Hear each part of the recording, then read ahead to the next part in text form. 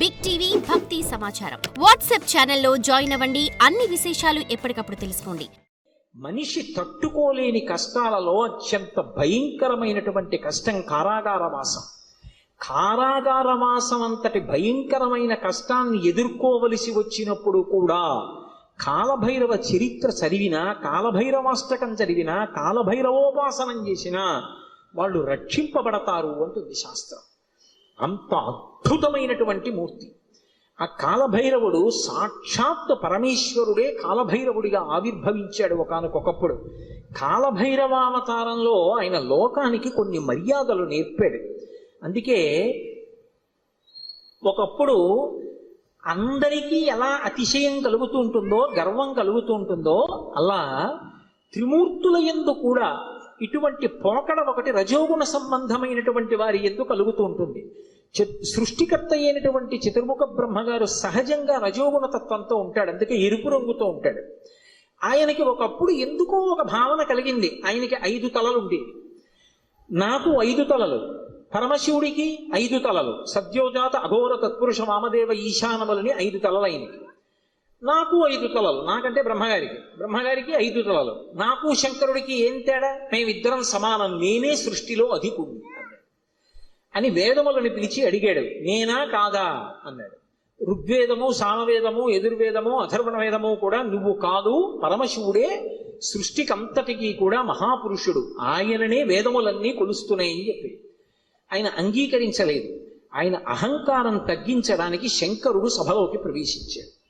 ప్రవేశిస్తే ఒక్కొక్కసారి అతిశయం, గర్వం అనేటటువంటిది కలగకూడదు, కానీ అది కలిగితే ఎంతటి వారిని కూడా ఎలా పడగొట్టేస్తుంది అన్నదానికి ఈ ఆఖ్యానాలన్నీ వస్తాయి.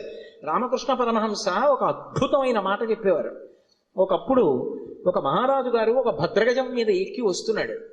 భద్రగజం అంటే ఎంత ఉంటుంది? గురువాయూరులో రాత్రి కృష్ణుడి ఆలయం చుట్టూ ప్రదక్షిణం చేస్తాయి ఏనుగులు, అందులో భద్రగజాలు వస్తాయి. భద్ర అనే జాతికి చెందినటువంటి ఏనుగులు. అసలు ఆ ఏనుగుని చూస్తే ఓ పెద్ద కొండ శిఖరం నడిచి వెడుతున్నట్టు ఉంటుంది. వచ్చి వరుస క్రమంలో నిలబడతాయి గుడి చుట్టూ. అది ఎక్కాలంటే నిచ్చెనేసుకుని ఎక్కాలి. కానీ ఎంత క్రమశిక్షణగా ఉంటాయంటే దాని కుంభస్థలం మీద కృష్ణ పరమాత్మ విగ్రహం పెడతారు.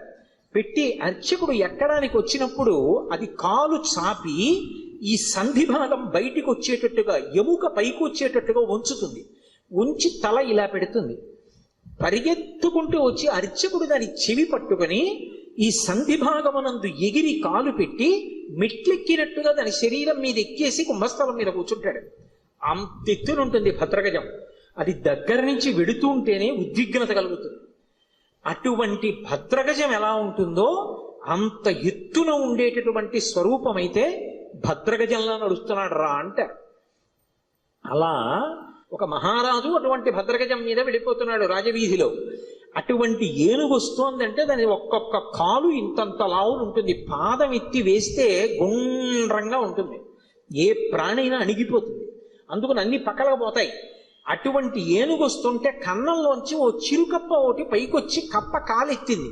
కాలెత్తి చెయ్యి బుద్ధి లేని ఏనుగా పక్కకి పో అని ఆశ్చర్యపోయారు. రామకృష్ణ పరమహంస శిష్యుడు నిలబడున్నారు అక్కడ.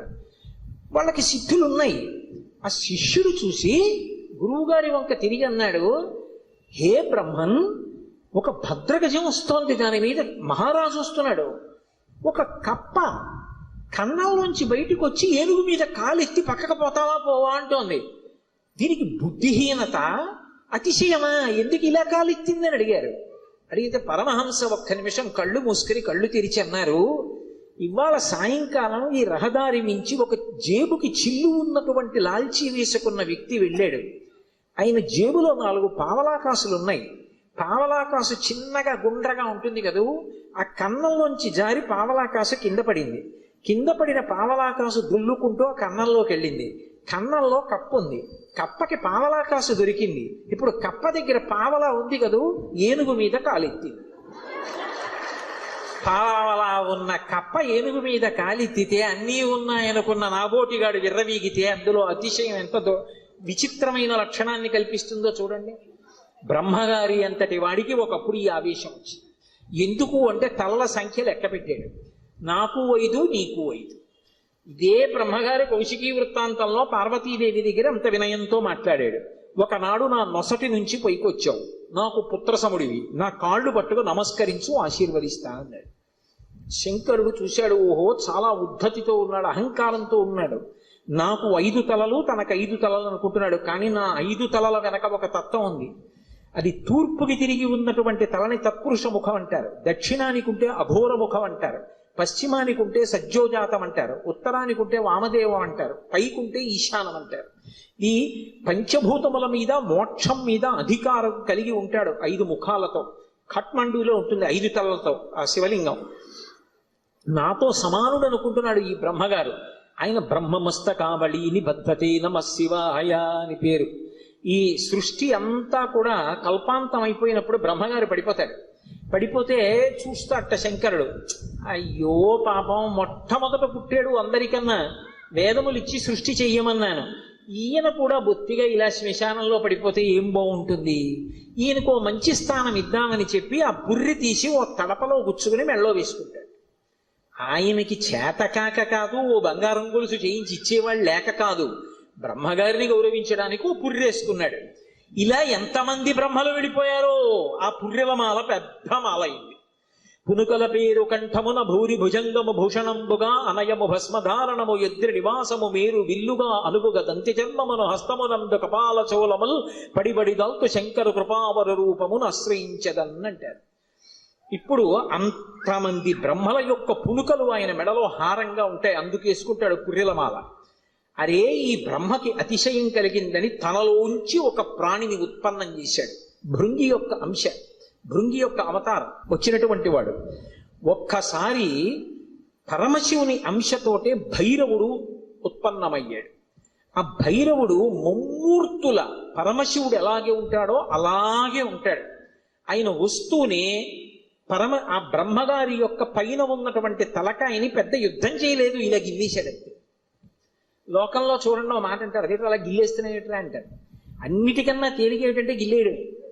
అలా వెళ్ళిపోతే ఇలా గిల్లేసాడు అనుకోండి, తీయిపోతుంది అంతే. అది బాగా బలం ఉన్నవాడు ఏం చేస్తాడు, గిల్లుతూ ఉంటాడు. గిల్లి గజ్జాలు ఎట్టుకుంటాడు అంటారు. అందుకే గిల్లేయడం అంటే అంత తేలిక. యువతల వాడికి బలం ఎక్కువ ఉంటే బలం తక్కువ ఉన్నవాడిని గిల్లేస్తాడు. అందుకే బ్రహ్మగారి 5వ తలకాయని కష్టపడి తొలగతోశాడం లేదు, గిల్లేశాడంటారు. శంకరాచార్యులు వారు సౌందర్యలహరిలో కూడా అలాగే రాశారు, అంత అందంగానూ రచన చేశారు. మృణాళీ మృద్వీనాం తవ భుజలతానాం చతసృణాం చతుర్భిః సౌందర్యం సరసిజ భవస్తౌతి వదనైః నకేభ్యః సంత్రస్సన్ ప్రథమమథనాదందకరిపోః చతుర్ణాం శీర్షాణాం సమమభయ హస్తార్పణధియా అన్నారు. శంకరులకు శంకరులే చెల్లు. అహంకరించాడని కాలభైరవుడు ఓ తలకాయ గిల్లేశాడు. ఏమండి, ఇప్పుడు నేను ఇలా పట్టుకుని ఇలా గిల్లేశాను అనుకోండి, ఆ మిగిలిన పువ్వు ఏమనుకుంటుంది, దాన్ని ఒకదాన్ని గిల్లేండి నా జోలికి రాడనుకుంటుందా? ఏమో ఇలా అన్నవాడు మళ్ళీ ఇలా అంటే అది ఉడికిపోతే మళ్ళీ వచ్చేస్తుందేమో చెయ్యని. ఇప్పుడు ఇలా అన్నవాడు మళ్ళీ ఇంకోటి ఇలా అంటే 3 ఉంటాయి ఇంకా.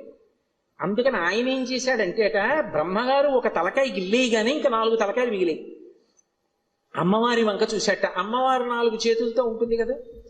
అమ్మా, నేను తామర పువ్వులోంచి పుట్టాను, నీ చేతులు తామర పువ్వుల్లో ఉంటాయి, కాబట్టి మన ఇద్దరికీ ఓ బంధుత్వం ఉంది.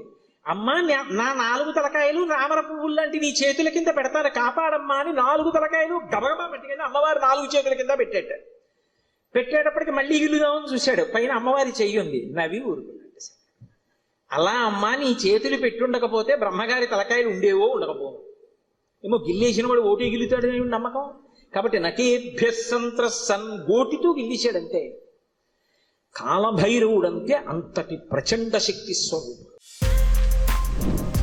For more videos like this, subscribe Big TV channel.